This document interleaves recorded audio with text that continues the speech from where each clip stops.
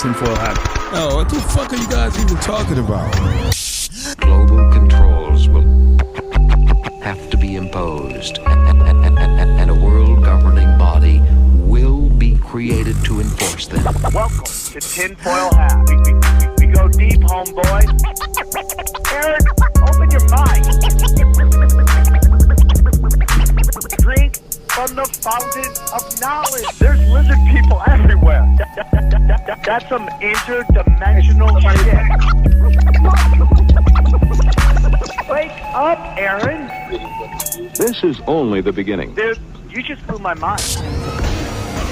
Are you ready to get your mind blown? Hey guys, what's up? Welcome to a bonus episode of Tinfoil Hat this week. We're going to give you a little extra episode. This is an episode I did while I was at Bohemian Grove. I did it with Clint Russell, Jose Galison, Austin Picard, and Josie the redheaded libertarian. It's a great deep dive conversation into basically Iran, Israel, the occult, World War III. It's a deep dive. You know, we got some of the best researchers on the show, and it's a fun black belt conversation.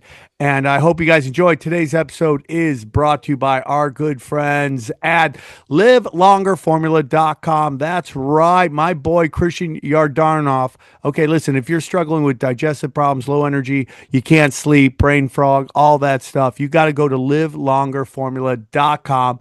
Well, with my good friend Christian Yardarnoff. Christian is a longevity author and functional health practitioner. He will help you get your gut working smoothly, detox yourself, boost your testosterone, sleep like a baby, function at your best, because you deserve to be at your best and thrive and not just survive through the apocalypse. Go to livelongerformula.com/Sam, where you can watch his latest free masterclass on 7 deadly health fads that are shortening your life. And after watching the masterclass, if his approach resonates with you, you can book a free metabolic functional assessment with Christian, so he can help you identify the root cause of your health problems. Make sure to mention my name when booking your session, and you'll get a free gift if you decide to work with him. Okay, so this is going to be great. Listen, here's the whole thing. So if you decide to work with him and work on your health and longevity, again, go to livelongerformula.com/Sam and take control of your health and enjoy this show. It's a great one, dude. Thanks for tuning in. Welcome to Liberty Lockdown. This is, yeah, I know, it's weird. Clint Russell, Jose Galison in the building. We've got Austin. What's your last name? Picard? Picard. Is it really? Yes. I don't believe you. Not Austin Wade Picard, I swear. All right. And then we've got Sam motherfucking Tripoli in the building. Yes, that's my middle name, What's up, motherfucker. Yeah. I have a great four-way story sometime. I'll tell you. Oh, dude. Don't. It's a really funny story because it was when I was first starting stand-up, and I used to have these two chicks I would hook up with in Vegas. So I brought my British friend over to from LA to Vegas to go do stand-up, and he's very posh, good guy named Elliot. And these two chicks wanted to have a four-way with us, and I got 6 inches on tippy toes, right? Oh my god! So I'm super. I go, hey, dude, you don't have a monster hog, do you? He goes, no. I don't have. Are you sure? I don't want to. So we show up, and Godzilla comes out of his fucking pants, and it's fucking. I mean, it is. I'm like, what the. Dude. So I'm just sitting in the corner like a sad ride at Disneyland that nobody wants to go on. Oh man! So that's my fun story. Dude, that sucks. I feel bad for you. Yeah, but once you have kids, it's like, yeah, I'm good. Yeah, whatever. my junk works. Well, that was a much funner way to start this than I had imagined. But I did want to talk to you guys about the big story of the day, and that is Iran. I am obviously I'm very jaded, and I think rightfully so, as a consequence of the WMD lies, the sarin gas lies in Syria, the countless lies that we've heard from the Russia-Ukraine war. I think everybody at this table kind of sees war propaganda the same way. But this, to me, comes across as the exact same thing. That Iran had that they suspended in 2003, what's described as a latent nuclear deterrent program. As of late, they've spun up their centrifuges or whatever to 60% purity, so that they're able to basically use it as a negotiating chip, which has now been turned into a, I guess, talking point by which the U.S. may get involved in this war. So what are you guys feeling? I think we're going to war. Poor Unfortunately, that's Austin. the way it seems. I mean, it does seem though we're having. I mean, I don't know if it's It's really hard to. I mean, I do a daily show, so I cover the minutia of all this daily, and it's you see him waffling back and forth. And I gotta say, I felt like we were going to be at war damn near almost a week ago. I thought so too. And so I keep saying, beware false flags, beware false flags. Like we got this 2-week period. I've kind of had this joking bit where I'm like, it's like Trump being like, where's the false flag? It was supposed to be like a week ago. Where are we at? What's going on? Like. That's what it feels like. We're just waiting for it. So, I mean, between the constant pushing propaganda of fuck this war, and also just like, I think we just need to keep pushing and I mean, just putting gum in this works.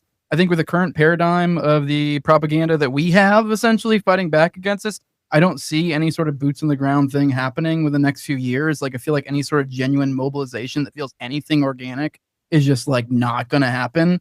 So I don't know. I feel like they almost need to go hard and fast or not at all. I've been genuinely concerned that we might get into nuke territory, and I feel like there have been little subtle hints thrown out throughout that have maybe. Dude, for sure. Are we about to? Because I can just see that Hollywood narrative already play out. Look at this this persecuted nation that in secret, there's this dastardly entity trying to destroy them, and they in secret built up their nuke program, and then they announced the world. The Lions of Judea come out as a nuclear power, announcing the world. Operation Rising Lion. Exactly. Like I can see it playing out, and it's like, don't let them have it. Make it inorganic at the very least. It might happen, but at least make them eat that shit. Yeah, 100%. And what I actually personally think is that at every turn, the name of the game is manufacturing consent. That's you mentioned Ukraine, right? Ghost of Kiev. Yeah, exactly. Right? I mean, Snake Island, all that. Yeah, and then you go back to babies in incubators, right? I mean, like how many different examples do we need before we, at least the general public would, at the very least, you would think, be maybe skeptical. You would hope, but seemingly, what typically happens. And by the way, did you see the 5.2 earthquake in Iran on the Richter scale? I had someone describe that as one of the nuclear tests underground causing this. Is that propaganda? Yeah, absolutely, in my mind, and especially when you're considering what just happened with Tulsi Gabbard, right? Yeah. Now, let me add something real quick. Okay. You're from California, right? Yeah. Yeah. A 5 earthquake is fucking nothing. Yeah. Like you sleep through a 5 too. But on top of that, do you think that they would test a nuke underneath Tehran? No sense. Like the actual, like the population center of the nation? That doesn't make any fucking sense. See, I think that's what their big problem is right now. The group is too sad. The population that cares, which most of it doesn't, because they're just distracted. Whenever there's a high impact event, I like to go to Instagram and see how the Instagram models are taking it. And it's always the exact same way, ass up, face down. It does not matter what is happening. They're in their mode all the time. So most people are distracted. But the people that are paying attention seem to be the paid for shills, the Zionists versus everybody else that's paying attention. And I think they are screwed. I think you're looking at the first war that they want to make happen that they could not manufacture consent for. Every other one they've been able to rally the country behind under this false narrative and allow us to just go murk brown people that did nothing to anybody. But we're so savvy now. Right. And I don't know what the role in that is with Twitter. I think Twitter is the biggest part of this, is that it's just allowed this open dialogue to happen that never was allowed before. Like every time Duckbill Laura Loomer tweets something, I go, let's go see how it's going in the tweets. And she's getting her lady dick kicked in every tweet she puts out. Yeah. So it's not working. None of it's working. And, all of these Zio retards are all tweeting about Iran's going to have a false flag attack in America. And you do simple math. It goes, by the most part, it seems that Iran doesn't want a war. Iran just wants trade. That's really all they want. They want sanctions off and they want trade. And if you go back to the Iranian hostage situation, if you really study that was about Chase Bank gave loans to the Shah, not in the lawful way that the Iranian government says they take loans, which is approval of their Congress. They have to approve the loan before they take it. The Shah was just taking the loans and pocketing the money. And then when Mogaddesh, or I think that's how you pronounce it, but when he got in, he looked over the books and he goes, these loans didn't go through Congress. We're not going to pay them back. And already had a shitty rating with the Fed at that time. So if these loans weren't paid off, their credit rating with the Federal Reserve was going to be disastrous. Which is the end of a commercial bank. Which is the end. So Henry Kissinger and a Rockefeller, they got the Shah and they paraded him around the United States to give indications to Iran that they were going to reinstall him. And Iran was like, "Don't fucking do it, dude. We'll take your embassy over." And they did. Nobody knows this. They took it for 3 days just to show them that they could do it. And then they let the hostages go and they went back. And they're like, they kept parading him around. So that's where it came from, because they knew they could manipulate Jimmy Carter. Yeah. So this is the first time manipulate Jimmy Carter into basically freezing Iran's assets. Gotcha. So this is the first time I've ever seen where there is a war that the war pigs want, that there's no consensus for outside this small group of people that want it. I personally think, there's a lot of people talking about how a lot of these bombs look like AI, which I'm not saying they're not. I don't know. I haven't studied it enough, but I 100% believe that Israel is fucked anyway. I don't see. Well, have you seen they're censoring their people with the missile strikes and not allowing them to video? They can get 20 to 30 months in prison. There's no fines attached to it. It's literal imprisonment, no fine. Just I think it's 20 to 30 months for videoing the missiles coming in. Because the first 48 hours of Iran's retaliation was being put on the internet, and it was like, oh, like Iran's for real. Like this is not Iraq. This is not Afghanistan. This is a real fucking country with a real fucking military. And y'all just started a war with them. Yeah. And just to double down on Sam's point about how you don't think Iran wanted the war, I know they didn't want this war because their allies, the Palestinians, like they have obviously supported Hamas for a long time. They had every opportunity to engage in that war if they wanted to, given all of the fucking death and destruction that was being wrought upon the Palestinians. They never did. Also, they took out the leader of Hamas, or the leader of, was it Hezbollah? Yeah, Hezbollah. Yeah. And then they're like, you will pay. And then what did they do? They gave them, I think it was 24 or 48 hours notice, and they send these fucking, everything they sent at them was shot down because they gave them notice. It was basically like a clear face saving maneuver. We can't look as if we're just totally afraid of you, but we're going to make sure that we don't actually damage you so that you don't end up, escalating further. Right. So they have taken every opportunity to de-escalate, to avoid a direct war with Israel. And what did Israel do in return during the negotiation process for peace with the West, with America? They fucking take a overnight drone attack, and they wipe out like half of their top, military establishment. It's very crazy, and you kind of get into, so when everyone says Iran supports Hamas, I'm not saying that's not true at all. I just don't know what's going on with that because, Israel's come out and said that basically they busted Netanyahu funding and arming ISIS to come into Gaza and pretend they're Hamas. And so the question goes, when did that start? Right. Did that just start, or was that what happened on October 7th? Right. And it was really these ISIS fighters that pulled this bullshit maneuver that we all know was a false flag event. Yeah, well, Dave Smith was debating Constant Kissin on Piers Morgan yesterday, beautiful, and he made that exact point. He's like, all right, so what's your definition of a proxy? And they, Piers and Kissin, they both go, well, you're funding a military that does stuff on your behalf, and he's like, all right, so is Hamas a proxy of Israel? Wow, it's like, oops. You better have a little bit better definition of a proxy if that's the case, because you're right. They funded it through Qatar, but same difference. These are unimpressive people. You could tell too, if anyone has watched that debate, you can tell that the point didn't even enter. He didn't even compute the point. It's like what we're pointing out is your logic is nonsensical, and you just don't even. They have a blind spot the size of a black hole. They don't have basic logic skills when it comes to this. They just have a blind spot. They can't compute it. It's generational trauma and programming. I don't even get mad at my Jewish friends that have no ability to call out Israel, because it's really just it's baked into their program. They can't do it. Since they were kids, their grandmas, their moms have been just annihilating any common sense when it comes to this.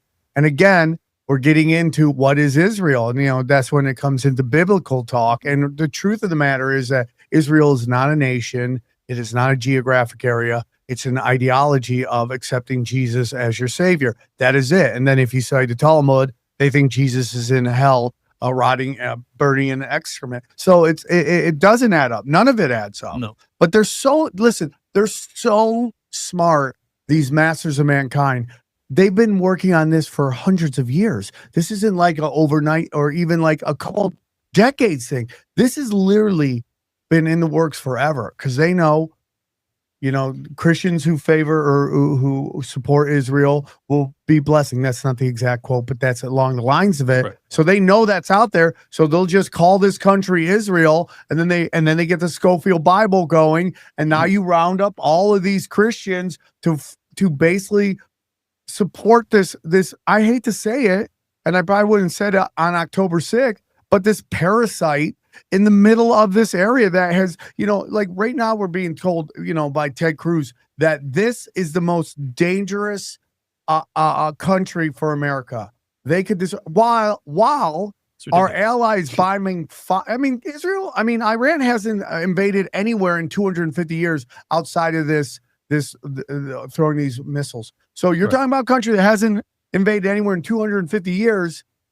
And you're saying that the allies are the ones currently bombing 5 people while we've toppled almost 7 governments. Yep. And in the past 24 months, Israel's attacked 6 countries. Yeah, it's been a 5+ front while committing a genocide and starting a new war of aggression that could ultimately trip off, we all, I guess, jokingly, but semi-seriously, World War III. We have Chinese warships, I think, in the Hormuz Strait along with ours and stuff right now. Like this all can pop off. This morning there was reports that our B-2 bombers have been deployed too, and then their transponders got shut off. Like this is all. They're at Diego Garcia too, so they're exactly. They're right there anyways. And then this is all fog of war shit. So I don't want anybody to panic. Yeah. I've been panicked periodically throughout this fog of war as I'm trying to analyze and get a handle on these things. And it really looked like you were saying earlier, it looked like a week ago we were going to war. Like it looked like it was fucking coming. And now it looks as if basically they're trying to kind of craft or like mold the American people's mind that we get kind of afraid of a boots on the ground war. And then they go, all right, well, then we're just going to drop bunker busters. So like, this isn't a war, right? But the reality is it'll take a miracle for Iran not to respond by striking American soldiers at our bases in the Middle East. If they do that, if we lose American troops, as well as I do, Trump will immediately enter war. Absolutely. For real. Well, and then it's also like they have that one battleship going over there that's been decommissioned for over a year. The USS. And they're like, yeah, we're just going to send this one over there. Yeah. And everyone's like, it's going to be a false flag. And then the mainstream media is like, they're not using it for a false flag, which is telling me you're using it for a false flag. Exactly. The fact that you acknowledge what we were talking about is just you trying to counter the Jordan Peterson thing. I brought that up on my morning show recently. Just like this cyclical thing where it's like, now this is how ridiculous the propaganda game is. They're trying to put out this propaganda campaign for whatever they're trying to do. We've gone to such a point where now we have Jordan Peterson putting out things from New York Post saying, essentially just shitty articles about bots. And like, I went through in my audience, there's nothing that like it's so crazy how dumb they look. Completely reading into bots and like, these are all stuff I've seen happen for long. We've had all these bots that follow us. And I'm like, this is going to backfire at some point. This is totally some sort of play, whether it's to bog down or algo, or it's to do this. But it's worse than that though, because the people that are actually running that, I forget, it's like NICA or something like that. But they have former like top dudes from the ADL that are responsible for that analysis. Of course. And then you have Jordan Peterson who's this guy going around defending Christianity despite the fact that he's not willing to espouse his faith at all. But he's the one that's pushing this shit.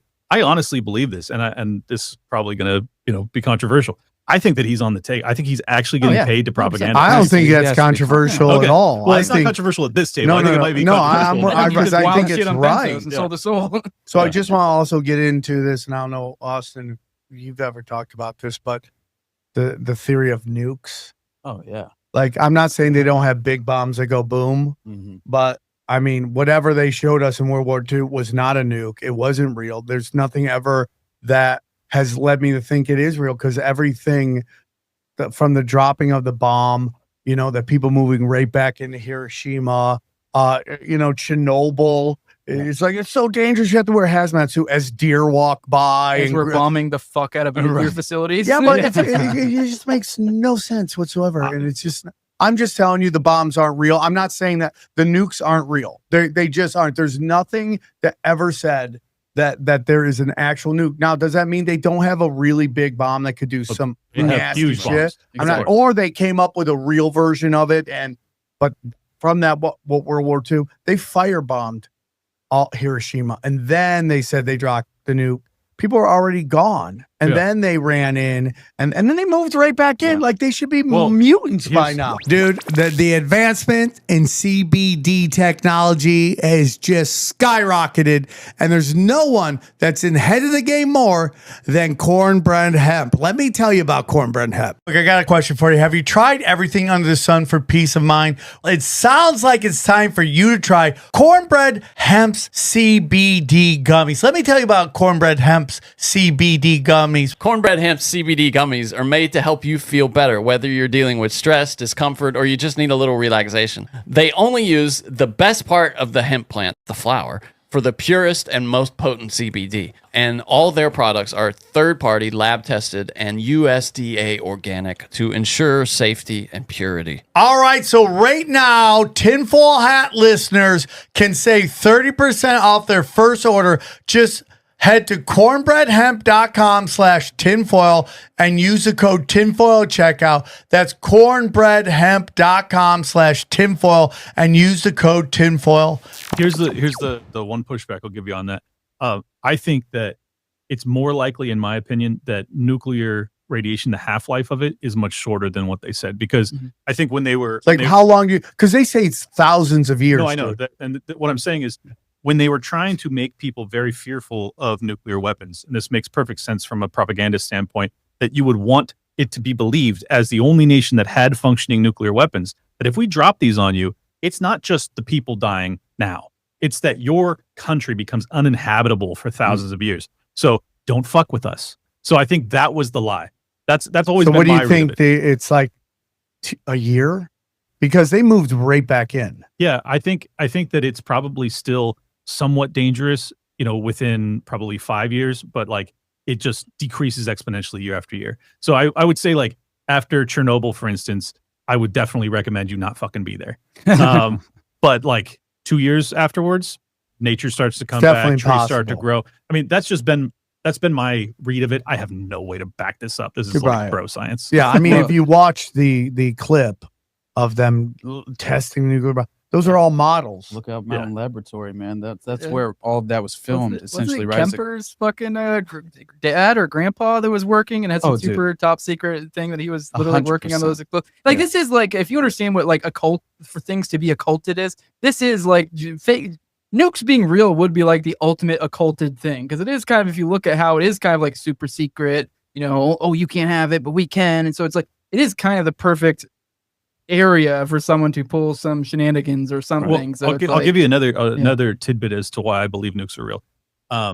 If I know this is weird that I have to argue this, but at this table I do. Your government loves you, like yeah. Let's go there, Clint. I'm not even saying I actually believe them. I just give. I definitely don't believe that, but I think that we would have taken out North Korea if nukes were fake. You don't think? But Iran can't get a nuclear bomb. Yeah, you're okay, buddy. No, Iran can't get a bomb, but North Korea can. Yeah, it's absurd. It's so, and everybody hates Q shit, and I totally agree with that. But I think the Q shit was them telling us everything because they were going to reset I think the Q was two things: the elites telling us everything because they were just going. It was Operation Trust because they wanted to corral all these like super paranoid that people, worked.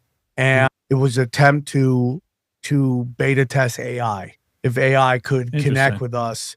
And oh shit, you think that Q is an AI? I think the way it's written is totally AI. Dude, that's interesting. And they're like, will this manipulate them in this way? Mission accomplished. Then. Yeah, 100%. But it's all real. Fucked up like family members of mine. Yeah, but what is in there is real. That's Operation Trust. They've been doing it for thousands of years. They tell you what's going on so that you get the people like in this room that are gullible enough to fall. But all you go through it all. Now, what the people like Whitney Webb and all them will tell you is that all that information was already out. It's like when they're like, we're going to release Epstein files. And I'm like, we already know. We just want to know, are we right or totally right? That's the only reason we want them released. We already know who's there. The only question is who's the MW, which is Michelle Wolf, the comedian, because she got all this stuff right after. She got her own Netflix show. Interesting. She's doing the press, the presidential. Wait, MW was something from Q?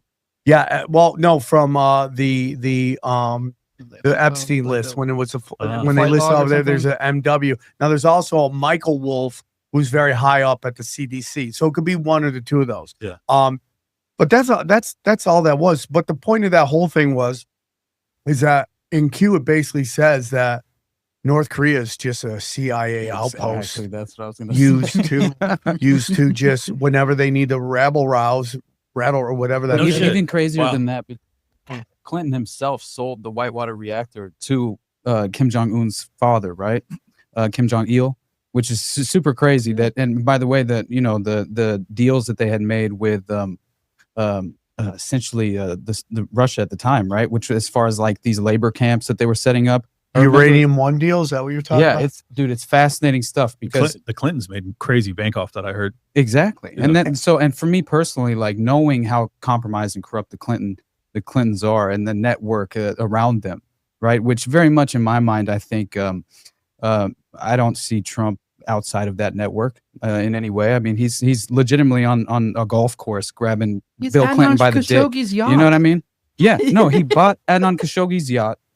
Which was already entirely outfitted. Did? No, Donald Trump. Donald Trump bought Adnan Khashoggi's the yacht. Blackmail yacht, known for blackmail. Yeah. Entirely rigged with audiovisual blackmail. When he bought was it Melania supposedly provided to him by I have a joke about it. She was a high-end escort. Yeah, that's what they say. They're all sexually compromised. Yeah. Every single one of them is sexually compromised. Was it Elon's brother was doing jujitsu or some nonsense? Supposedly is what they said with Galane or some craziness. Like there's like receipts for that. There's like a Hitler was a gay hooker. They don't say go there. Yeah, I'm excited to go there. He was a gay hooker.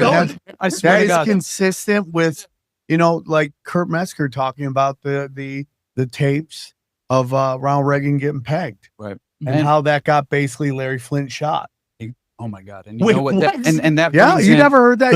You want to see a great video? Yes. Go watch. Go deep, homeboy. Go watch Control Alt History. Andy Hunt is his name. Okay. Watch his video on it. He has all of the articles that came out about. So this Vicky Morrison, I believe was her name. It's just the greatest example of how if you're a gorgeous woman, like you can jump insane economic levels. Oh yeah, like you can go from because she was like, if you're an attractive woman and you're not a millionaire, you made bad decisions.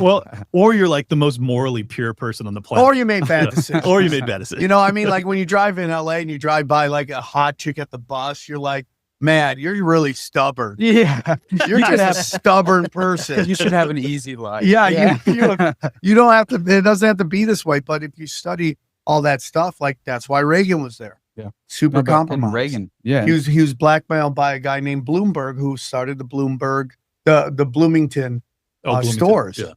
Yeah, he's directly compromised and by the kosher mafia as well. He had a direct connection to Roy Cohn, his own wife, even Nancy Reagan. Right, that the whole reason that she was running the HIV, promo from the White House was essentially one reason was they were attempting to get like a state-of-the-art advanced medical attention to Roy Cohn, dude.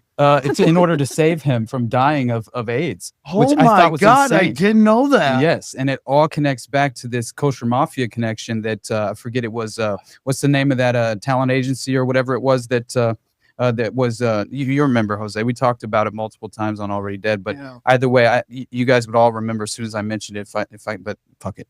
Anyway, what matters most is clearly this was a sort of cutout, right? In my mind, a human compromise cutout. And what people don't realize, right, is that Larry Flint as well, as far as being connected to all of this. Yeah, you told us that the other day on whatever this is.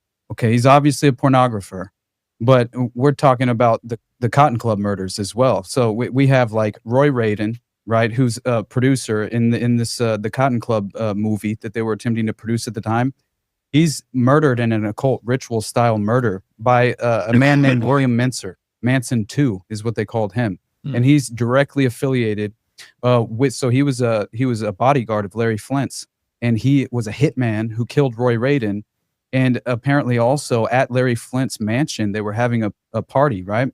And just like with Roy Radin on the East Coast in upstate New York, he was having essentially these human compromise parties, just like Roy Cohn, where they were Hugh procuring Hefner, children. too, though. Yeah, That was his. Oh, absolutely. Cohn, Trump's mentor. Just Exactly. Where's my Roy Cohn, says Donald Trump. Right. And that in no way, man, like you don't get involved in politics, or you don't get involved at that influential level where your name means so much. And I think that when you realize, like, it wasn't Murdoch, but either way, there's a direct connection to the money manager of the Rothschilds at the time, right? When Trump was essentially bankrupt, and he was becoming involved in Casino Royals International, I believe, Royal Casino International, I believe is what it was called.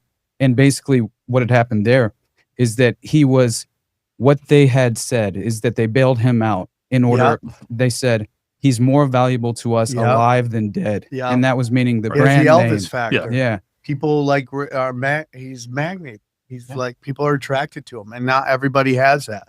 I call it the Elvis factor. Johnny calls it the Hitler factor. It's just you're just connect to people. So yeah, all this. And the interesting thing about Roy Cohn dying of AIDS is that whenever they run these psyops, they don't care if they take out their own. I think what's driving me crazy is that we still don't have, like, there's no movement at all at this point, like zero movement. And as you can see by the sign, I take this very fucking seriously. Liberty lockdown. I can't fucking believe that people are just moving on. Like, I can't believe that people don't care. Dude, Karen Bass burned down LA twice, and nobody's calling for her head. Dude. And like, if we were a sports team, we would say, fire this coach. Of course. I don't care what happens on his watch. It's on his watch. It's on her Gavin watch. Newsom was there was a recall election in 21 and he won it.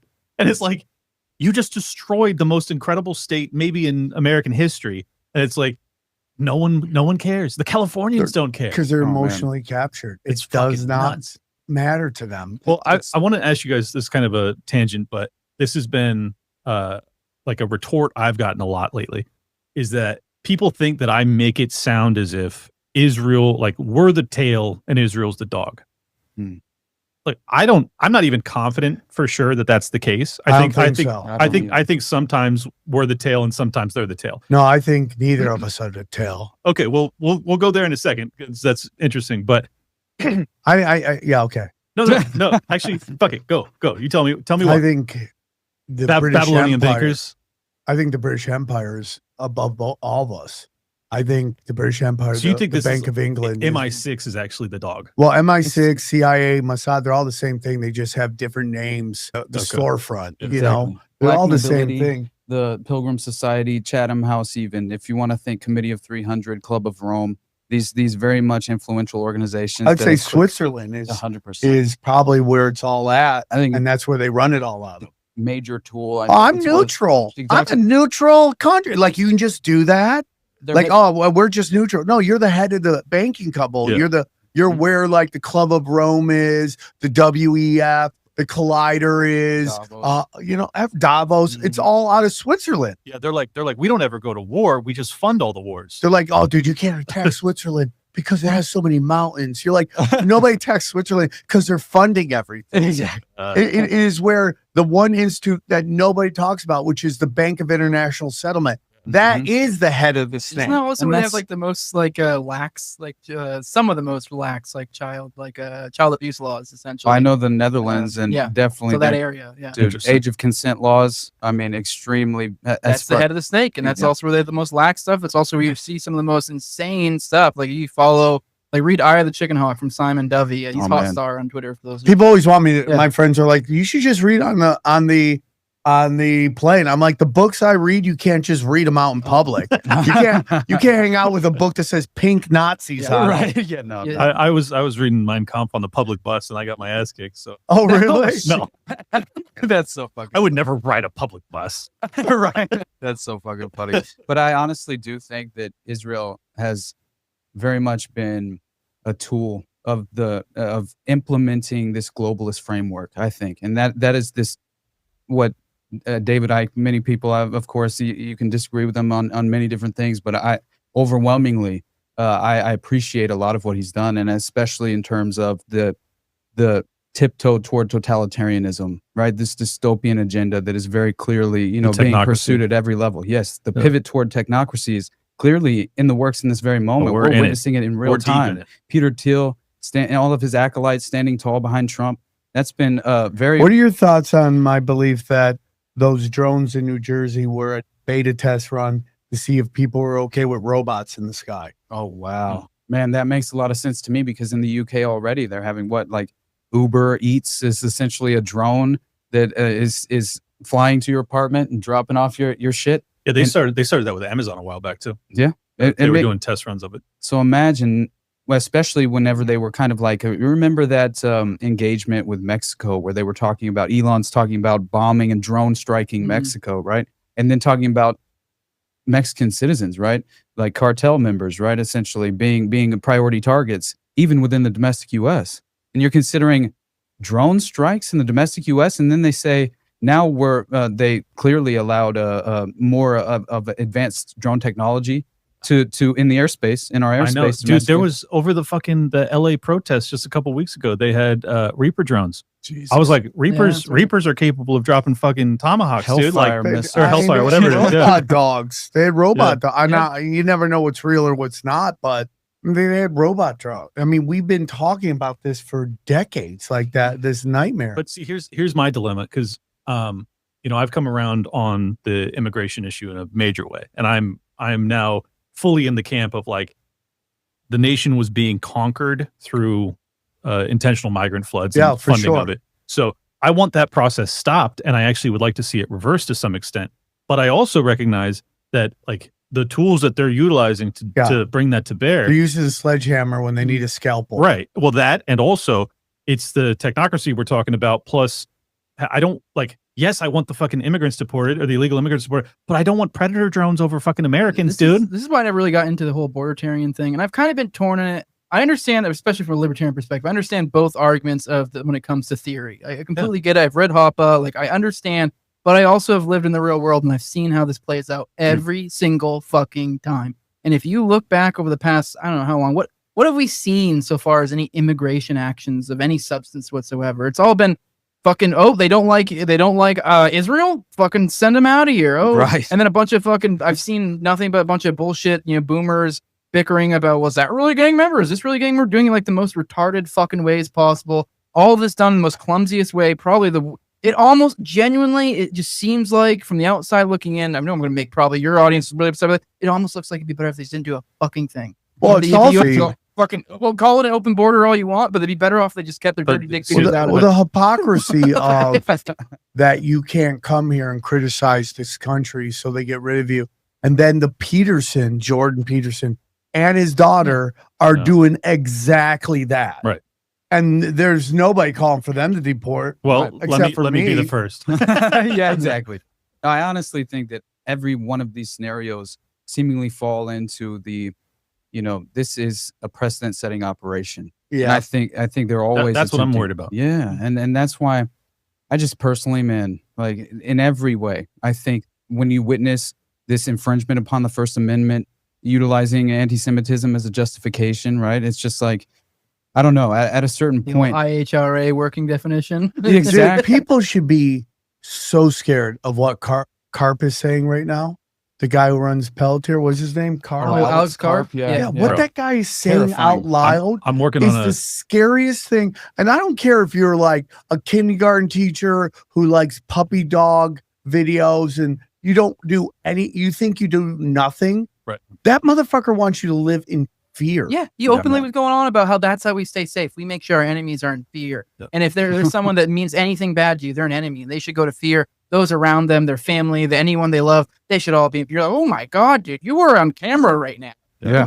I've been working on a deep dive special on Palantir, specifically, which will come out probably in a week. I've been traveling, but I couldn't agree more. Like his entire mentality is like, it's the stuff of horrors. It's like comic villain shit. Yeah, exactly. And like it's really hard to overstate it, but what's really scary about that guy is the moral certitude, the absolute confidence to get on a fucking stage in front of like the titans of industry and just talk about how like this is all good. Like, yeah, we fucking kill people. Yeah. Mm-hmm. Yeah, we do. and yeah, we've taken out tons of fucking Palestinians, and sure, 80%, like his argument was something to the effect of like 80% of them are like, we're pretty sure we're Hamas. It's like, all right, well, what about the 20%, bro? We were giving a really good thumbs up. And like the weird psychological operation that's going on with these Zionist idiots and saying the exact, like, even if it's authentic, which I think to a point it is, crying about hospitals getting bombed, crying about children being targeted, children dying, when they've been doing that exact same thing for 2 years now in Gaza, and not only like doing it, but gleefully bragging about it. And like Laura Loomer's tweets are so insane that you go, dude, did you run that by anybody before you tweeted that? Oh no, dead Palestinian babies. Who says that out loud? And I've met Laura. I like Laura. She's very nice in person. I can't believe the shit she says. Like it honestly like concerns me for her soul. Think Tim Dillon broke her. Got hit that. Tim Dillon broke her. What did Tim Dillon when do? Tim Dillon talked about how Palantir kept begging him to come to dinner. Oh, okay. Oh my God. And he's like, I'm not doing it. I would lose my entire fan base. They know I would. Because he knows the key is authenticity. Like they listen to him as this voice of reason. Yeah. And he knows the minute he starts going, maybe Palantir is in a serious mode. And I'm doing the Tim Dillon laughing joke stuff, but he knows he loses crowd because he's watching it happen to Ben Shapiro, Jordan Peterson, the Daily Wire. He was saying that Peter Thiel had invited him to dinner multiple times. And he's Have like, you heard about his parties? Peter Thiel's parties? No, I haven't. I certainly haven't been invited. Let's just say this guy fucks. Yeah, Right? Absolutely. I mean, if you're a gay man like Tim Dillon and another powerful gay man invites you to a party, Interesting. That is just like, what do you want for dinner? Twink, super twink, mega twink. Like, what kind of twink do you want? There's been like receipts have been shown of him entering fucking like 18, 19-year-old like college kids fucking like DMs trying to come to his like elite sex parties at like, you know, nearby colleges. This guy also, his model boyfriend fell out of this, I think it was second or higher. It fell out of a higher floor of his like sick ass penthouse that used to be owned by the Bronfmans, who were involved in they were involved in the Nixium cult at the time. Hey, what about the guy who hasn't had their gay lover accidentally fall out of the second story penthouse while you're involved in the Nixium cult? What is the Geffen? Like that dude is crazy, dude. He's a music guy? Would show up. Yeah, he would show up to campuses and kids would disappear. Oh my God. And then he would just move on. And like Garth Brooks. Yeah. Oh my God. Show me where the bodies are buried, Garth. I mean, that's some. Shout out Tom Segura, got another season of Bad. He started that. That's a great fucking show, dude. Yeah. So shout out to him, dude. Yeah. But yeah, man, I mean, closeted gays, right? Am I right? Right. All right. So let me go back to make the counter argument that I think that oftentimes Israel is actually the dog wagging us. And I'm not disagreeing with the banking establishment being higher than just Israel, higher than the Federal Reserve for that matter. I agree with you on that. But you look at the clean break memo. You look at the you can go through the Daya Doctrine, the Gaza 2035, Project for Israel in the 1980s. It's a Greater Israel Project. Protocols of Zion. Yeah, it's just literally. That's why they have no position. This isn't about October 7th. October 7th was the door that opened, allowed them to go after all these projects just like 9/11 they've been talking about forever. Yeah. Just like 9/11. Project for a New America. They need Project for a New Century. New American Century. But it was just like what they said in those documents was that we would need a new Pearl Harbor. Exactly. What happens? 9/11 happens. Then boom, we take out, half of Israel's enemies. And then over the next 20 plus years, we just continue to slowly topple these dominoes that happen to all be all of their enemies, all in their neighborhood. And it's like, at some point, like, it just begs, incredulity to be like, all right, come on, man. Like, this is fucking obviously not for us. Finale. Guys, this fractional reserve banking is out of control. Okay. The more money they print, the less your money's worth. Okay. So that's why you got to get into the best hedge against that. And that's precious metals, gold and silver. And that's why I want to tell you about our good friends at Wise Wolf Gold and Silver. Let me tell you about Wise Wolf Gold and Silver.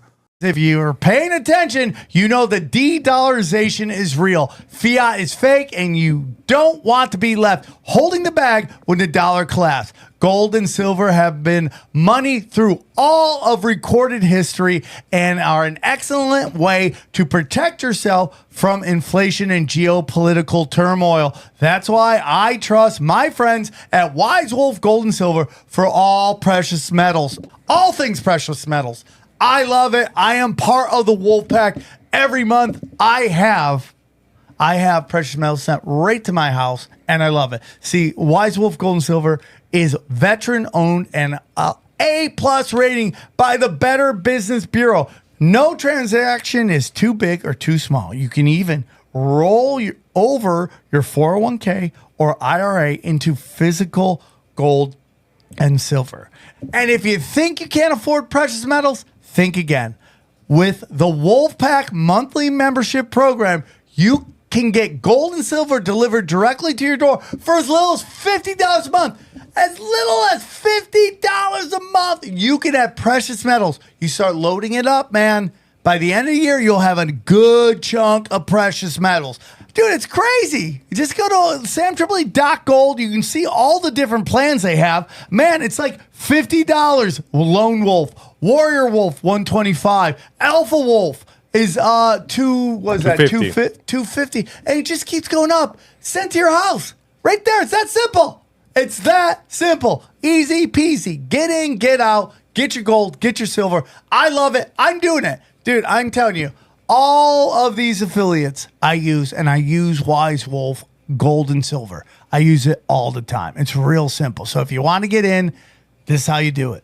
Wise Wolf Gold and Silver also deals in and accepts Bitcoin. So here's what I need you to do. Okay, go to samtripoli.gold, promo code tinfoil at checkout to receive free constitutional silver. That's right. And remember, in a world of bulls and bears, be the wolf. And I do think this is a point I wanted to bring up earlier. Have you seen the newest reporting? I believe I saw Dave DeCamp and Anti-War reporting on it. That now the rhetoric is shifting. I believe it's from the CIA. I forget who they're claiming, but essentially now it's being seeded out. That, oh no, a bunker buster won't do it. Right. It would need to be a nuke. Yeah, I know, no, dude. man. Yeah, so it's like we're at what we need a nuke to save the day. But hold on. Think about this. So sad. So 10 days ago, it was, we're not asking for shit from you. Just fucking let us do our business. Israel's got this. And then it becomes, all right, well, we can take out basically everything. They don't stand a chance with us militarily, but we might need, munitions. We might need aid. And then it was, well, we can't take out the nuclear facilities. We need bunker busters. And then it's like, oh, well, that won't work. We need nukes. And then Trump's saying, we're not even sure if that'll work. Now they're talking about fucking ground. And this is the point about the escalatory trap, that like once you start down this fucking slippery slope, it's not a mental flaw to describe it that way. This is how all of these wars began. The difference is that from 2002 to 2003, or really from 01, from 9/11 until 03 when we invaded Iraq, it was this slow, drawn-out process because we didn't have the internet. We had to have Fox News and CNN and MSNBC slowly propagandizing the American people to get ready for it and to convince us that they were actually behind 9/11 when they weren't. This is like on a fucking sped-up time scale like I've never seen before. In 2 weeks, they've done the entire Iraq buildup, lies. They've done it in 2 weeks. Now, I know we're all really hopeful on the propaganda side. I am too, but I do think one thing we really need to pay attention to.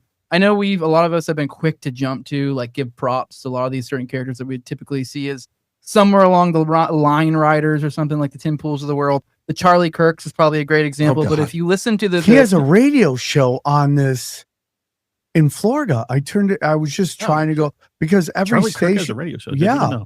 It's really fucking nuts. If you listen to it, it's like something out of Idiocracy. Yeah. Wait, was it bad?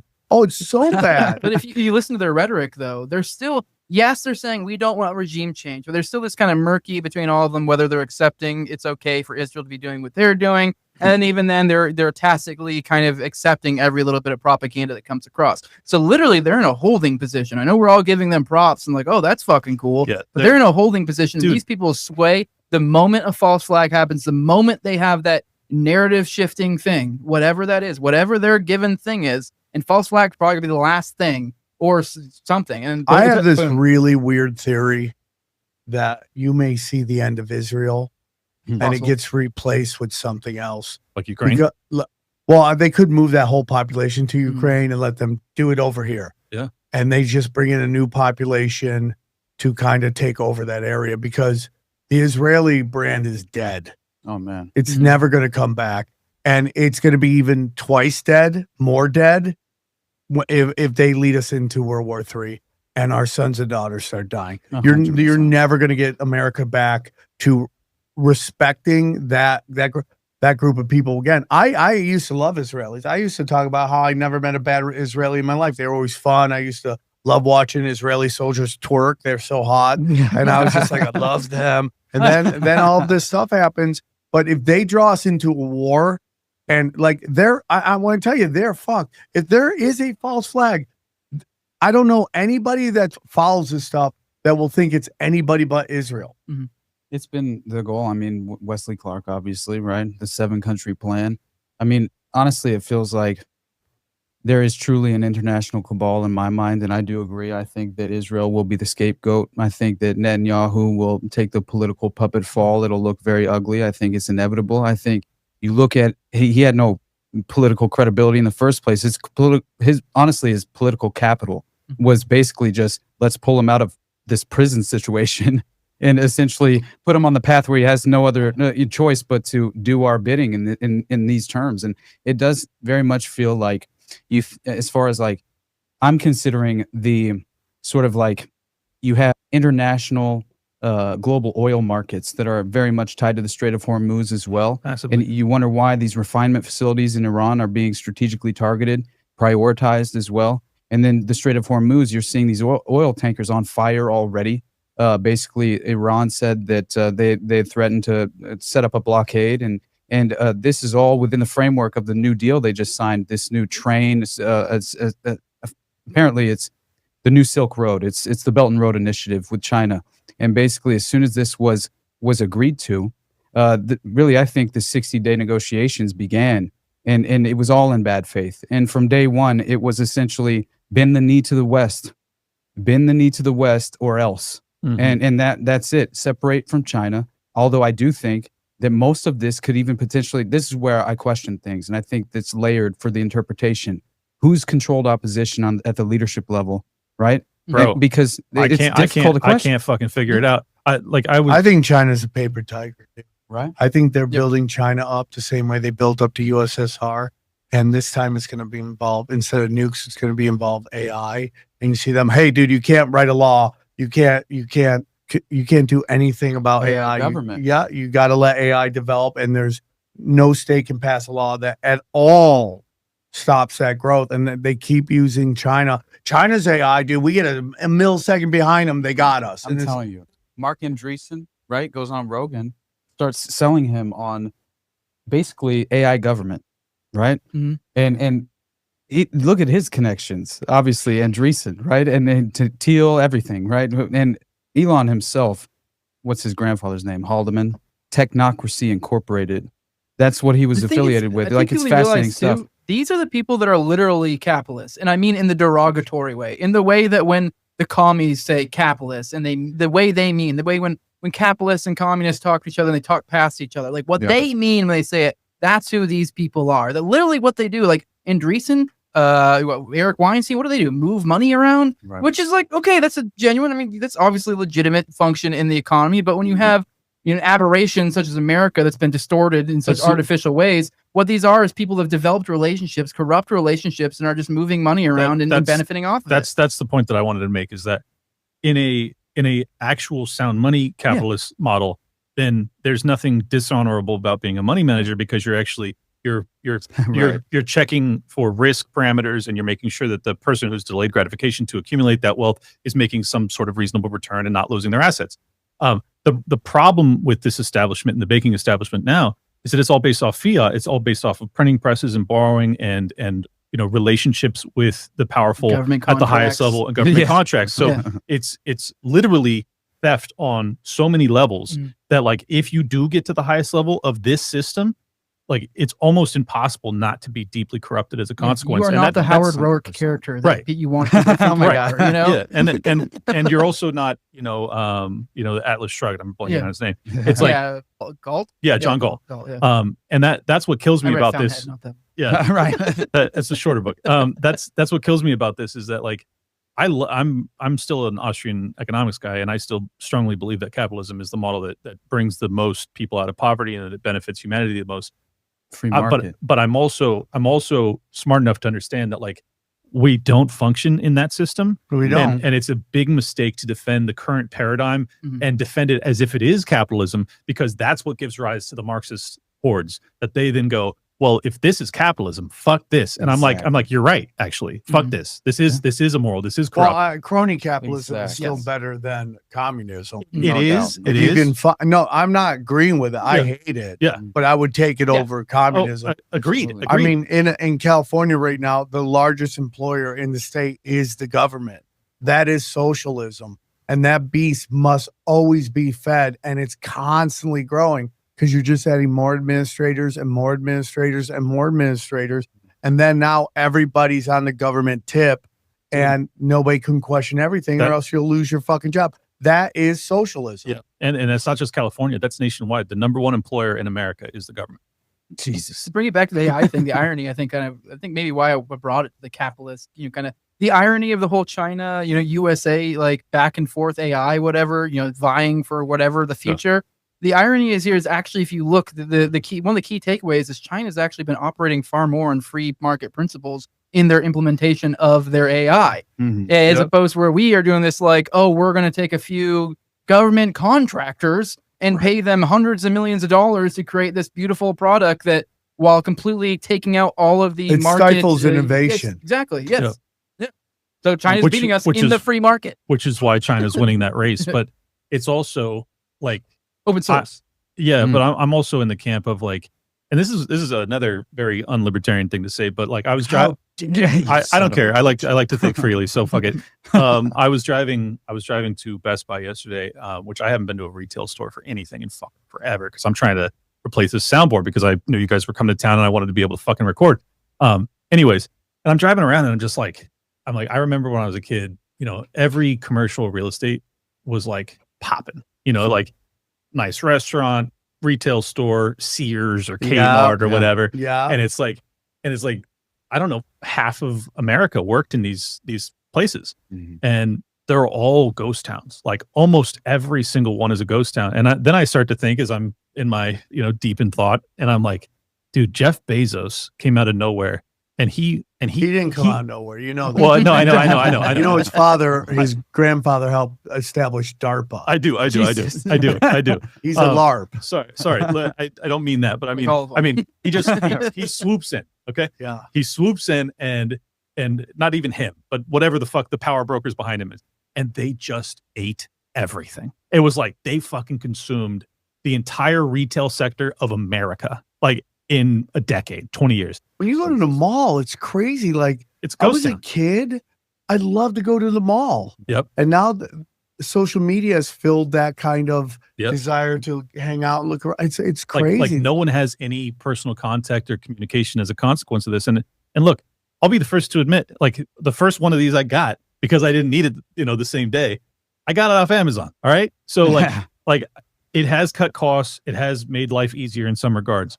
But the trade-off is really significant and meaningful, and I'm not I'm not the type to go like, well, we got to bring back horse and buggy because it put the fucking the horseshoemen out of business. Like that's not what I'm saying. I'm just saying if you look at the change to our cultural framework and the fact that like kids don't work anymore, like a huge percentage of kids don't work. There's a talk in stand-up that people putting out all these clips and all these specials online, that people aren't going to comedy clubs like they used to. I believe it. Because they're just like, I'll just watch it online. And these are the things that I just don't want to see die.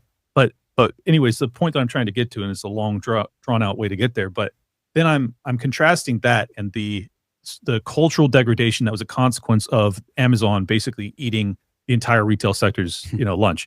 And then you consider what AI is going to do. And I'm like, freak. I mean, this comes back to kind of what we were talking about before, though, all the distortions that occur in the market. I really feel like, obviously, I know it sounds like, my utopia, when we run this counter narrative through, everything would be so much better. But genuinely, I do think, had there not been these, distortions in the market, this would have probably been a much, more fluid, much more. I mean, but think of it, we had fucking COVID. Think about like that was one that cleared it out. That was entirely artificial. And anybody that hadn't been killed by Amazon was killed by COVID. Exactly. It was like the final fucking nail, dude. And it's like in California, it's so hard to start a business.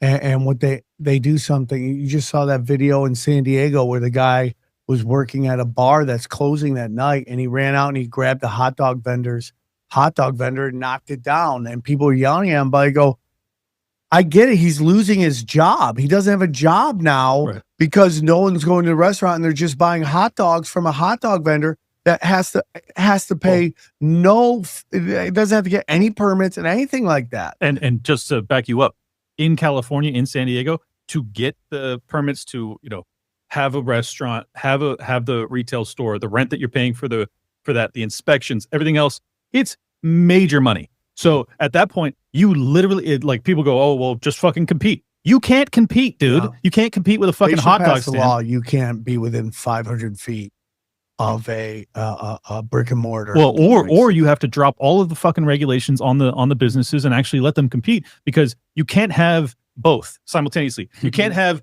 unlimited illegal immigration and dudes just setting up fucking shop wherever they want, and then everybody who's domestic born has to go through the licensing shit, otherwise they go to jail. Yeah. Like, what are you doing? You're literally creating the dynamic by which you have revolutions, by which the domestic population goes, fuck this, fuck the system, I'm burning everything down. I don't want to see that, but like they are putting us in that paradigm, and I just don't think people I think the future is black markets. Yeah. I think it's going to go where you're either in a gang, a mob, some kind of militia, and everything's going to be black market. Don't you think that it's kind of by design? And by the way, black market is free market. Yeah, right. Not necessarily if a bad you take away all the the really disgusting stuff. But it's typically usually just black people. Yeah. It's basically America's going to be a giant swap meet. But I feel like giant slave auction. What is this, Libya? I'm like, fuck. I mean, Mexicans get in on it too, okay? But I honestly think by design they're attempting to bring down the American citizen. I know, financially, dude. Economically down a peg. But I don't like it. I don't either. And I don't like it. No, and they are. And what it's really about is creating it so we're so dumb and unhealthy that we can't figure out how our government operates. And then we can't come to the understanding that the Federal Reserve funds everything you hate in the world. It funds the false reality that is projected onto God's reality. So when you watch, I mean, Apple TV used to be so good, and now it's so woke. It's out of control. It's all that DEI shit. You were. It's like distorts the fuck out Dude, of the the Murder Robot. Have you watched Murder Robot? It's the greatest name for the worst fucking show ever. I watched 5 minutes of it. The guys are all idiots, and you got a 65-year-old black woman and two ethnic lesbians, and they're the only ones saving anybody. Of course, they're stabbing people, shooting people, and the guys are like, I don't know what to go.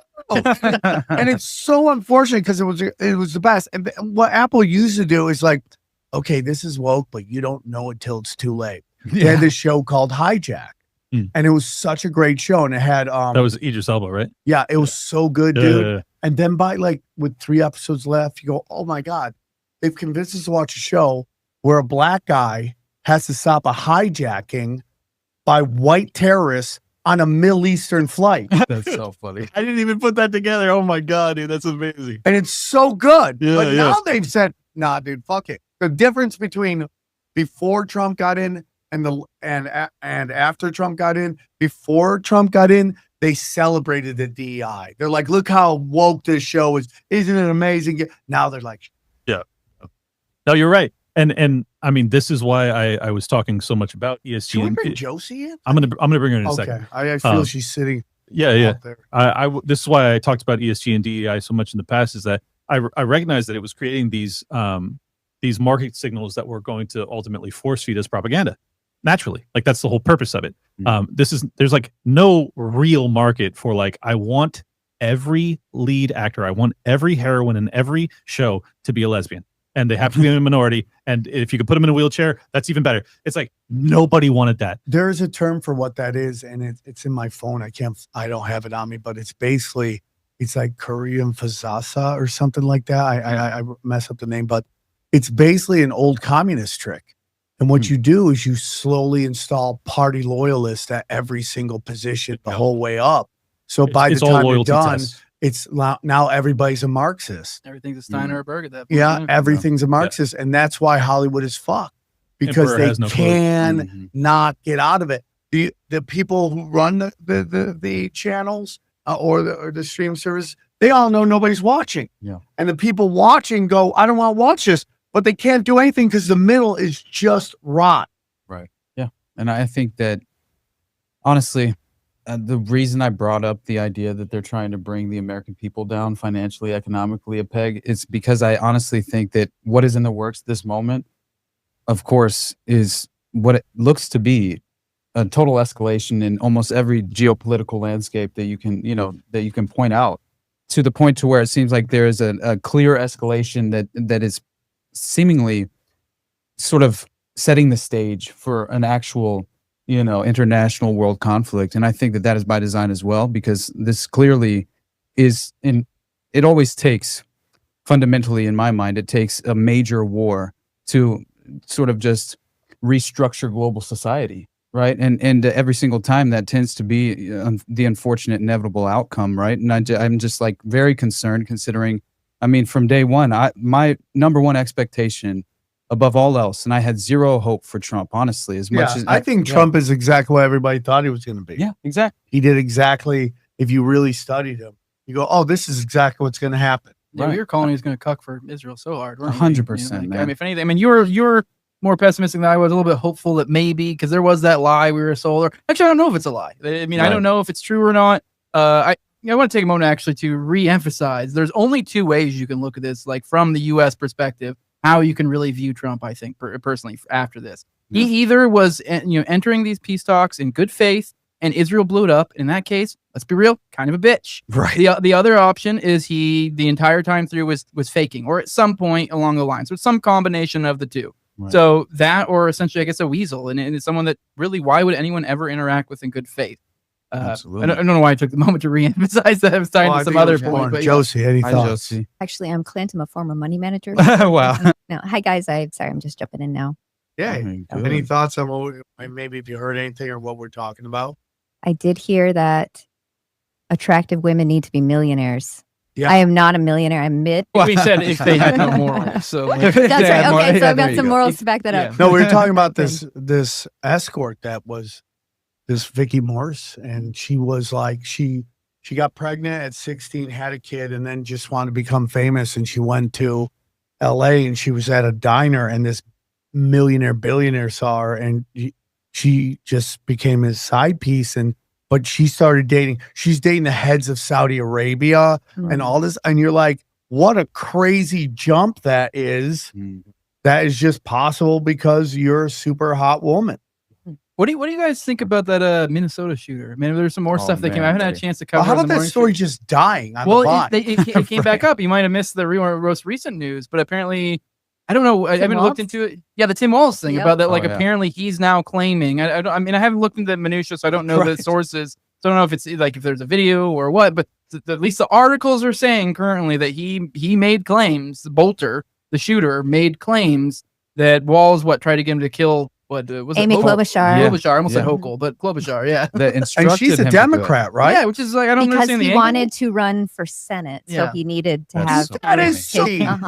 I mean, Tim Walz, he came off to me as a kind of retarded.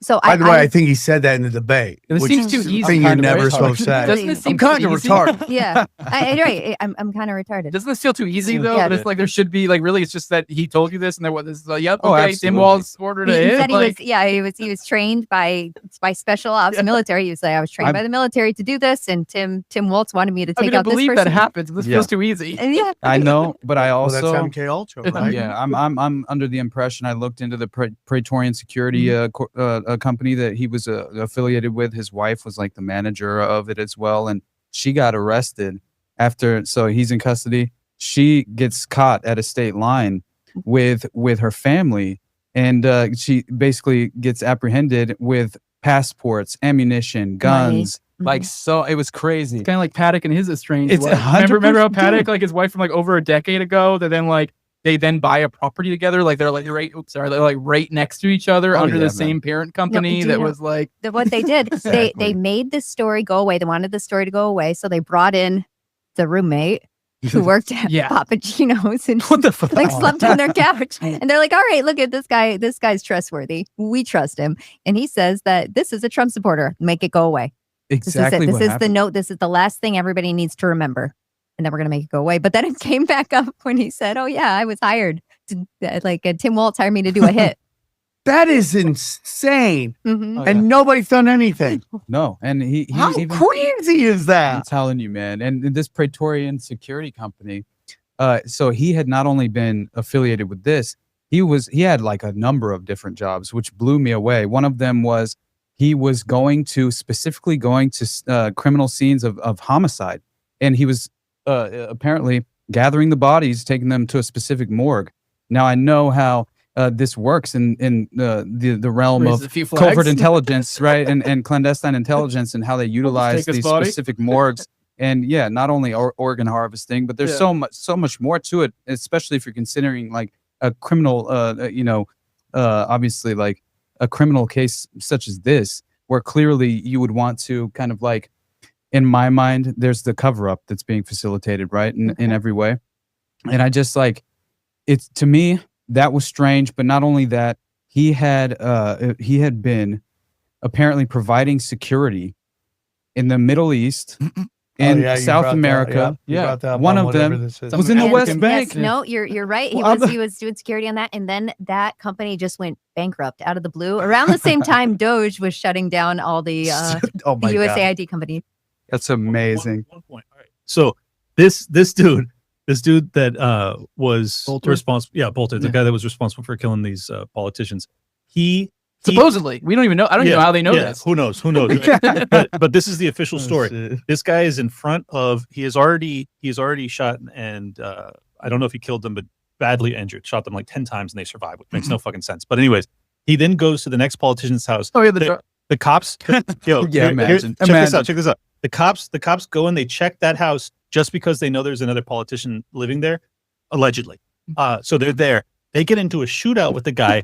They hit him. They hit him. Outside, They hit them. outside in front of the house, and The then, cops admittedly hit the but then hold on, and then he runs inside during the shootout, and the cops don't follow him in. He then goes and kills those people, Mhm. and then he goes out the back. He takes off his body armor while he's in a gunfight, and his mask, and then he gets away. He's a 60-year-old fucking. You also dude. left out the interaction. Maybe That's you some brought this born interaction, identity shit. but according right? to I forget it was maybe the AG of that. But then anyway, I can check on my morning show. I'll give you the specific source. I think I already talked. Well, about I mean, like, look but- at the George. Oh, you- But sorry, real quick. But another thing he left out, the absurd nature. It literally claimed that there was a cop that tried to approach him, and I think it's Fargo. Someone I saw someone make a equation to there's like That's a so scene fun. where he does that like that. But literally, I guess the cop came up to him. It says he rolled down his window and they tried to talk to him. He didn't respond. He just looked straight forward, and I guess the cop just left. So you literally Holy just shit. kind of like he's in his dead stared he's at in him, Manchurian and then, mode. and then just Yeah. kind of, and the Through cop just kind of like, okay, which like they made it. I think it was Fargo or Minnesota's something where there's like a scene crazy. where he's like, we can go this, or you can just go in your car and walk if away. you kind saw of thing. the George Floyd stuff, nobody ever goes, "Where did he get the counterfeit money from?" Yeah. Right. Well, it's from the nightclub that he worked at. Yeah. That the Chinese were funneling. He's supposedly Come on. working with it, Chauvinet. Yeah, and that's why Exactly. he shows up. And then he does the thuggy assassination position, which is like you can go if you look up thuggy assassins. Every picture is the assassin on the back. No way. Floyd was in the porn game too. I totally forgot about that. I did Which not is know like that. obviously knowing our research, that's significant. Hell yeah, it's significant. It's crazy what's out there, dude. 100%. It's really crazy. It's like super tragic, and it's like I believe human beings would just chill if there wasn't this hidden hand Mhm. that's just riling everything up, creating chaos, and it just gets into that. There's this dark, like these masters of mankind are basically of a.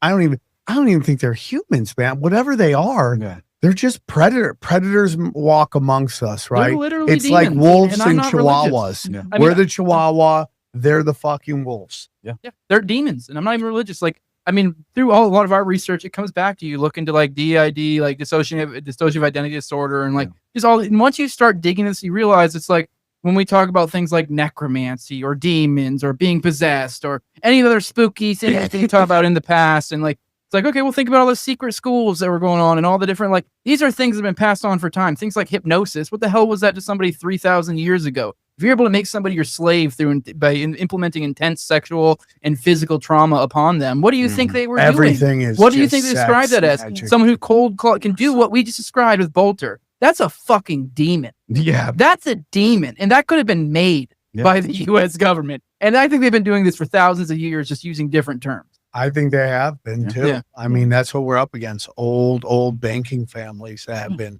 running Very old everything, magic. manipulating. And then I've said this before. I said on Rogan. I think the old gods want to come out and play. I think they've been allowing the Abrahamic religions to be in control and be the forefront. And now you have all the Zoroastrianism, the Babylonian gods that all just want to come out and be like, we're tired of sitting in the shadow. They're all about aeonic change or accelerationism. Oh, man. If you get down to the core of all these different beliefs that a lot of them you're talking about, Sabbateanism, it's all about, essentially doing evil to create this new age. And so I do think in their head, they might be like, shit, we're getting near the end of that new age. I do think it's quite fucking coincidental. It's also the same time we're about to go hit it off with Iran. They're like, I think we're about to hit our big penultimate fucking moment. The evil people, behind the scenes, I do think they're at their moment. And I think they may be like, this is what our aeonic change has led to. All the accelerations and whatever different term, depending on the cult that it is or whatever, it all kind of comes to the same basic thing. We're going to do evil and this is going to create chaos, and out of chaos, we will create order. Like, it's basically what it all comes back down to. And that's kind of what we're seeing. And I do think like the old gods going to play. I do think like you look like it's all about subverting and inverting. So it's like, I think they're at the point where like, oh, okay, the new thing can take form and kind of rise from the shadows. And that might be what we're seeing. They say the symbolism will be their downfall. Yeah, and so we see them like Ice Spice summoned a demon.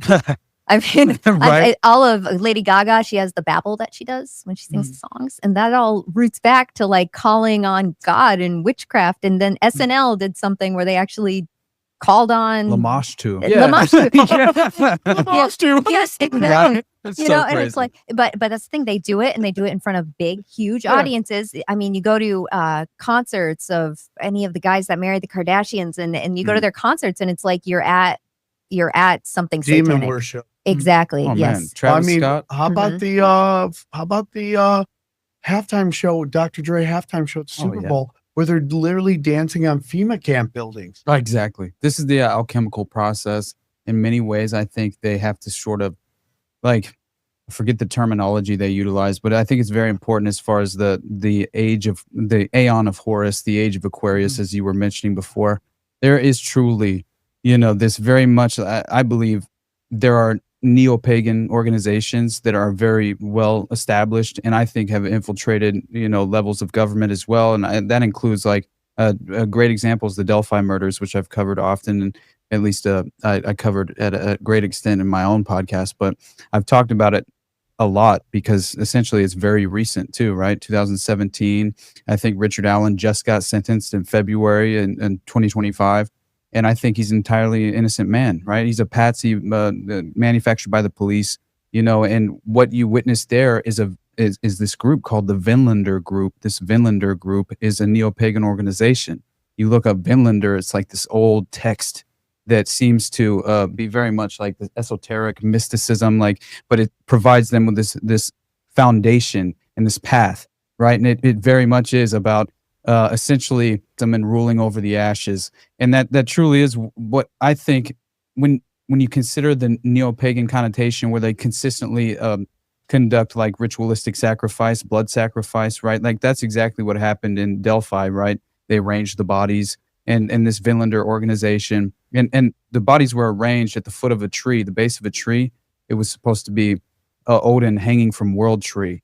And it's like this, it's fascinating. But what I found out is that this Vinlander group had infiltrated the local prison in Indiana, right? The prison complex in Indiana. And they were essentially like the prison guards were wearing Odinist patches, right? Oh my God. Yeah. And out of loyalty to their Vinlander group, which was directly involved with procuring Abby and Libby, right? For the Monenhigh Bridge Trail incident, which I believe there was a procurement process. It's like process. a supercomputer. Stop it. I think there was a procurement process set up through Snapchat. And this is like modern day, I think, how these sadistic networks operate and function. It's disgusting, but it's like, of course, they're utilizing social media to you know, essentially be living the life of a predator. Children, yeah. Exactly. And so what happens is this Anthony Schatz, right? Keegan Klein is his actual name. But this profile on Snapchat is called Anthony_Schatz. And you look this motherfucker up, it's like the Jimmy Savile effect, right? Like it's like, yeah, he did it. 100% that guy raped children. You know what I mean? It's just fucked up. And this guy definitely, first of all, his Anthony_Schatz profile on Snapchat was in contact, direct contact with Libby, German, who's one of the victims, right, of the Delphi murders. And just as they're arriving at the Monenhigh Bridge Trail, she direct messages that Snapchat account. Oh, yeah. And in my mind, I go, hey, we're here. Like, that's kind of like how I feel. Maybe they were lured to this destination. Yeah. Where are you? I'm here. And what was he doing with this profile? Man, He way used he a would fake seduce picture, them, right? use a male model, this young male model, life of luxury, all these, you know, exotic Shit we did when cars. we were 12 to impress adult Exact- women Yeah, exactly. on instant AOL instant messenger. 100%, dude. But yeah, it's like, and it's so crazy because not only was that connected, they claim this unrelated case that happened just around the exact same time of the Abby and Livy abduction and murders. The Anthony Schatz profile was directly involved with. Well, there was another case where apparently he was in contact with this other girl, this young girl, and basically she had told him where she lived. She had essentially just doxed herself because she trusted this strange account. And what happened that night is that a masked man was outside her bedroom window. This makes me think of I don't know, maybe this is maybe Clint may not appreciate this tangent, but I mean, we're talking about how these things go as old as time. I mean, like, what, 109 countries, haha. Like, I mean, what is blood libel? What, like, you guys have heard what is blood libel? Libel, it's literally the accusation, like what it's referred to typically is that on Holocaust, the Jews in these different countries would take a young Christian boy and essentially sacrifice him. No, I have no idea if that's true or not. I don't know. I've never studied the Judaism. It's been all the time. Probably is. Yeah. But I can tell you, I mean, I've done the digging of like the rumor that goes around was this thing around that same time called Sabbateanism, which was an inversion of Judaism and essentially it was that same idea, this aeonic change type stuff, this idea that there was even a verse I remember when I was digging into it. If you look, like if you read, I guess, if you misinterpret it, you can interpret it as like, oh, when the Messianic age comes, in the age of Messiah, essentially the laws will be inverted or something along those lines, if you misinterpret it. So the idea being is this cult, this Judaic cult took this as, during the time of Messiah, and they thought they were in the time of Messiah because their Messiah, Sabdi Levi, and then Jacob Frank in the second iteration. They thought that they were the Messiah, and then they were in the age of the Messiah, and therefore God's laws had been inverted. What is good is bad, and what is bad is good. And so what does that mean? What are the worst things you could possibly do? I don't know. I just gave you a pretty good example of one of the worst things you could do. Exactly. And this is, I think at the time, it was something like, I forget the stats, so don't quote me on it, but it's like, I think at one point the majority of Jews in the world were Sabbateans. So, and then their whole thing of the Sabbateans, their whole big thing was subversion. I mean, if you're willing to invert the law, lying is now good, worshiping other gods is now good. All these other things extrapolate out from that. Like, they literally were known for the first iteration of the Sabbateans. I think they transferred to Islam. The second one, they converted to Catholicism. It might be the other way around. I forget. I think I'm correct. But essentially, the point being is they had no qualms with pretending to be other religions and cloaking themselves in those religions. That's the whole thing about Khazarians. Yeah. People dismiss that whole thing, but they were known for ambushing you, killing you, and assuming your identity. My God. And that's what they've always done. That's why they constantly change their names and all that stuff, and it's just like, and just if you study Israel, like, it's all a game plan to get this group. You weaponize them, you make them extremists, and they do all your dirty work to just grab all this land. You basically give them welfare to study the Talmud. Oh, God. You can not have a job in Israel. You can work and get paid to study the Talmud. Yeah, that's insane. And it's just like, again, like, we have Jewish friends. We all love them. And like any group you go to high up in the power structure, they get more and more crazy. I think they've played every card so many times Everyone knows the They're going game for gold. plan, Yeah. and I think they're just going to get. I think they're in deep trouble. The whole thing in the occult is again manufacturing consent, revelation of the methods. Exactly. It's like from Lost Boys. Like you got to invite the vampire in. Right. And they just can't do that right now because we know their playbook. And, you know, as much as we can feel like it's futile what we're doing, I do believe that no kings, protest did not go off the way they wanted to because people like us, I'm not saying us personally, but everyone in our genre was talking about it so much. Yeah. And we put out Walmart sponsoring it, all this stuff. And people are like, okay, I'm not going to this thing. It doesn't seem very authentic. And it probably is a bad idea. And I think that's how you work, man. You know, if you really want to make change, you got to make change from within. And by doing that, you show other people how to do it and you give them the bravery, you know, to do things that maybe before they were scared to do. Hey, brother. You played a pivotal role in my own path. I push culture. Dog. Yeah, exactly. I'm a culture pusher. No, I appreciate you. No, you always say that. I am very thankful, and I enjoy our show together that we do. So I just get sit back and watch that supercomputer go. But I mean, you can get really lost in it. Yeah. But I always said this: if they were winning and they could do anything they wanted, we would be straight up in lockdown all the time. They would have gotten rid of cash money already. We would have already tried to annihilate Iran. They would have passed all these anti-Semitism laws. They for whatever reason and way back in the day when they invented all these occult rituals, they had to say they had to get our consent because of karma. And I don't think they can do it anymore. I think if they try to push a BLM right now, it would fail miserably because so many black people, especially in the black conservative space, are wise to what's going on. And, you know, when you see black fatigue and black content creators talking about black fatigue, that's so important because the truth is the only change only happens from within. So you need the group on the inside to be like, hey, enough of this bullshit. You know, white people. Yeah, there was a lot of racism before. It wasn't until you know, a group in the group was like, dude, we got to stop doing this racist shit. And now you see it at it's a much lower like level. Same thing is going to in the black community with this black fatigue. And the next one's going to be is gay people and this pedophile shit. Oh, God. They're going to have to be like, enough of this bullshit because you are really damaging our names. Oh, man. They've been attempting to conflate like, and I'm not like, obviously, I'm not like, I'm women very too. Women with absolutely. the Me Too movement. Yeah. They're like, enough of this. You're like taking out guys for no evidence, no nothing. You're yelling, crying wolf. And then when something really happens, nobody wants to believe you because Amber Heard made everyone think she was getting like physically assaulted. And it turned out that she was taking shits on people's beds. Yes, exactly.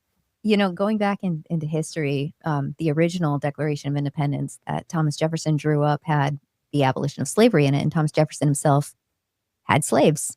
So this is always this grand contradiction that people will talk about, like, well, he was a slave owner. It's like, you know what? He was a man, and he had moral flaws. And if you could have slaves, you would too. You know? The thing is, the property really nice rights argument slave. for slavery is the same argument as it is for abortion. It belongs to me. It's not a human. I can do with it what I want.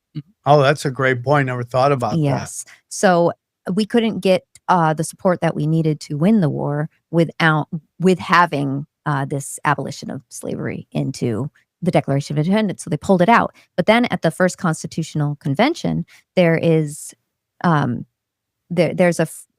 a moratorium on slavery, a 20-year moratorium at the first Constitutional Convention. So at the founding of this country, one of the first arguments that they had, and let me just say that the country almost wasn't formed over it. Like they took a 2-week recess because they didn't think they'd come to an agreement over the slavery. And that's why we have the 2/3 compromise the 3/5 compromise and all of that, because the southern states were not having it. They were not going to have this. So they agreed to the moratorium, which was 20 years. And then they said at the end of that 20 years, no slaves into our country.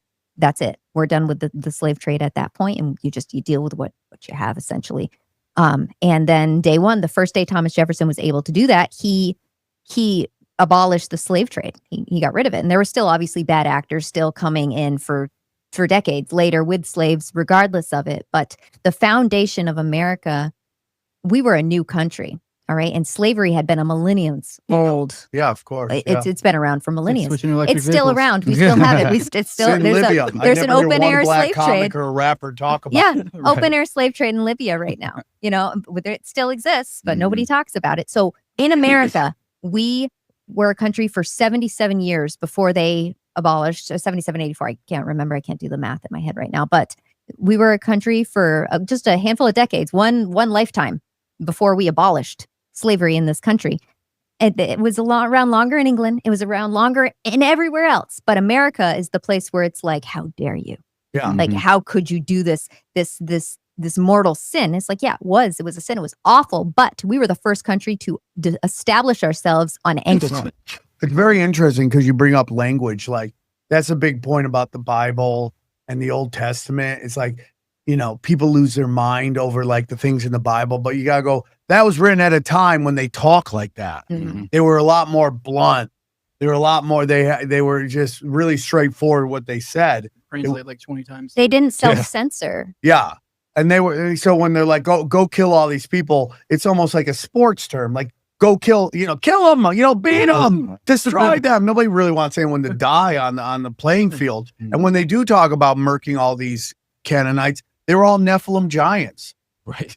That's it. People don't talk about that. They weren't, and they were already having child sacrifice. So, yeah, everything is language. Yeah. You know, when they go back and they watch Eminem video, they listen to Eminem, Gen Zers lose their mind. But you're like, that was acceptable at that time. And it should be now, which I think, because of you guys and a lot of people in the comedy space and Leonardo, people are going back to like, they're just words. Yep. Yeah. I don't call black people the N-word because they get sad. Then they get violent, but they get sad. You know what I'm saying? Just my choice. Oh my In the Declaration of Independence, a lot of people are like, oh, well, it was just taxes. Taxes were bad. And that's why Taxes are so bad. there's 27 grievances, right? Taxes are bad. And that's the 17th grievance. So King George was foreigners to come into our country and kill us. So he had armed the Hessians to come in, and he had armed Canadians, and he had armed the Native Americans. And he also, the other thing they were doing, the British Navy was taking colonists out into the sea and saying, all right, we're either going to throw you overboard, you're going to go back and kill your friends and family. And this is all written in the grievances of the Declaration of Independence.